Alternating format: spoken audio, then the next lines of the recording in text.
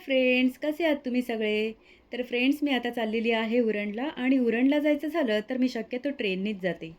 ट्रेननी जायचं असेल तर द्रोणागिरीपासून उरण फक्त 3 मिनिटं अंतरावर आहे. म्हणून मला ट्रेननीच जाणं जास्त इझी वाटतं. तर आता मी उरण स्टेशनला पोहोचलेली आहे आणि जिथे मला जायचं आहे ते म्हणजे राजपाल नाका. राजपाल नाका हे उरणमधलं मार्केट आहे. उरण स्टेशन बाहेरच शेअर रिक्षा उभ्या असतात. उरणमधील राजपाल नाका मार्केटला जायचं असेल तर स्टेशनच्या इथे शेअर रिक्षा या चालूच असतात. तर मी शेअर रिक्षामध्ये बसली आणि थोड्याच वेळात राजपाल नाका इथे पोचली. तर हे आहे सुंदर असं जरीमरी आईचं मंदिर. उरण मार्केट पण खूपच छान आहे आणि तुम्हाला खरं सांगू इथे उरण मार्केटमध्ये प्रभू श्रीरामाचं मंदिर आहे हे मला आत्ताच 10 दिवसापूर्वी समजलं. तेव्हापासूनच मंदिराचा व्हिडिओ करायचं ठरवलं होतं आणि तो योग आज आला तो म्हणजेच रामनवमीच्या दिवशी. प्रभू श्रीरामाचं गाणं लागलं होतं, भारत का बच्चा बच्चा जय श्रीराम बोलेगा. या गाण्यावर ही लहान मुलं मनसोक्त नाचत होती. थोड्याच वेळात मी मंदिरामध्ये प्रवेश केला. तर हे बघा किती सुंदर आहे हे प्रभू श्रीरामांचं मंदिर.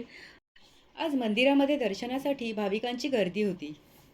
मागच्या वेळी जेव्हा प्रभू श्रीरामाचं हे सुंदर मंदिर बघितलं तेव्हा व्हिडिओ करण्याचा मोहच आवरत नव्हता. पण योगच येत नव्हता.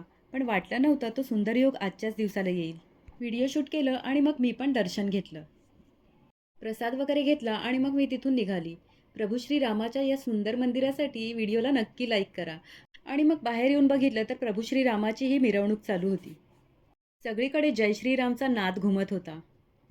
मिरवणूक बघायला थांबली आणि थोड्या वेळातच मी तिथून निघाली. तर आता मी घरी जायला निघते आणि फ्रेंड्स व्हिडिओला नक्की लाईक करा आणि चॅनलला सबस्क्राईब करायला विसरू नका. तर ओके बाय फ्रेंड्स.